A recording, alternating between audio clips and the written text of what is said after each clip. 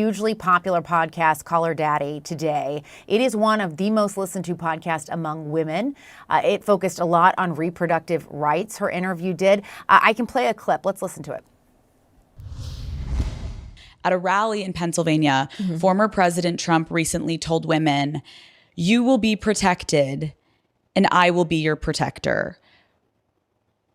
What do you make of that? So he who, when he was president, hand-selected 3 members of the United States Supreme Court with the intention that they would undo the protections of Roe v. Wade. And they did just as he intended. And there are now 20 states with Trump abortion bans, including bans that make no exception for rape or incest, which we just discussed, which means that you're telling a survivor of a crime of a violation to their body they don't have a right to make a decision about what happens to their body next, which is immoral. So this is the same guy that is now saying that. This is the same guy who said that women should be punished for having abortions. This is the same guy who uses the kind of language he does to describe women. So, yeah, there you go.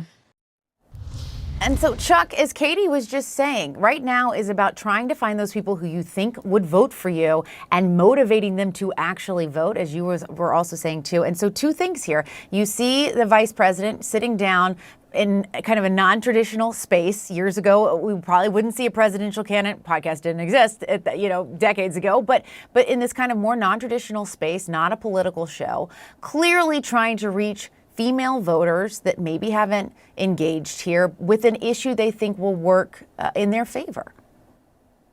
You know, I'm lucky enough where my firm is working on 26 House races and 3 Senate races. And I tell you that to say that across the country in all of these states, when it comes down to the very end, let me pull the curtain back and put y'all in the room of the strategist. It comes down at the presidential level on who you like and who you trust.